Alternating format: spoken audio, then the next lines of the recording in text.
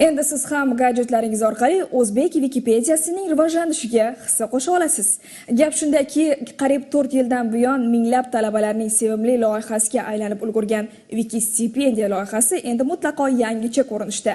Yangi Wiki Marafon nomi bilan davom etmoqda. Muxbirimiz shu haqda batafsil ma'lumot beradi.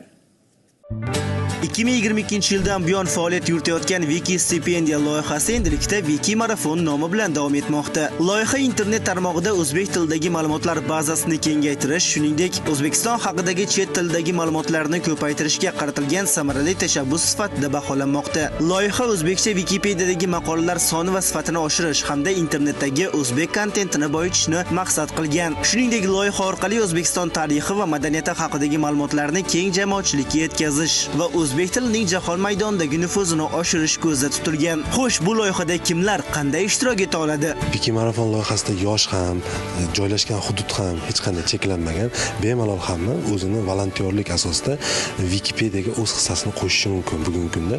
Yana bir quvonarli jihatini aytishim mumkinki, bugungi kunda sun'iy intellektni rivojlanishini to'xtatib bo'lmayapti. Bilishimiz mumkinki, bugungi kunda o'zbekcha ma'lumotlar jahon internet tarmog'ida juda ko'p, katta miqyosda emas.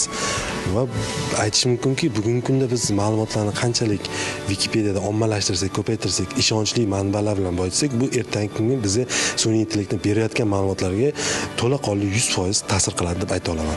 Wiki Marafon loyihasi quyidagi asosiy yo'nalishlarda amalga oshiriladi. O'zbekcha Wikipediyani boyitishga qaratilgan mikro loyihalar tashkil etish, Wikipediya administratorlari bilan hamkorlikda jarayonni baholab borish, marafon va uning natijalari haqida hisobot berishni qamrab oladi. Bizni ortda qolgan mavsumlar davomida biz o'zbekcha Wikipediyani 62-o'rindan jahon Wiki reytingida 38-o'ringa chiqardik va undan tashqari turkiy tillar oilasida 3-chi va Markaziy Osiyoda 1-o'ringa chiqdik. Hozirgi kunda maqolalarimiz soni 330 mingdan oshgan.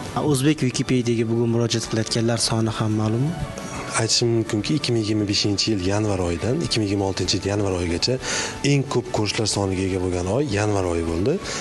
2026-yil yanvar oyi bo'ldi. Bunda 45 million marta o'zbekcha Wikipediyaga tashrif buyurilgan.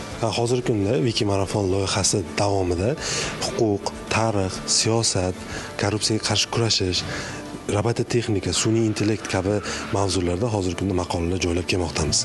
Loyiha faoliyatini Wikipedia sayti, loyihaning rasmiy ijtimoiy tarmoqlardagi sahifalari va YouTube kanali orqali kuzatib borishingiz mumkin. Wiki Marafon yoshlarni bilim olishga, ijodiy faoliyatga va milliy tizimni rivojlantirishga jalb qiluvchi noyob platforma desak adashmagan bo'lamiz. Mirzolim Rustambekovich, Sirojiddin Hoshimjonov, Abdulaziz Abdusamadov, Hududiy informatsion tahliliy dasturi uchun.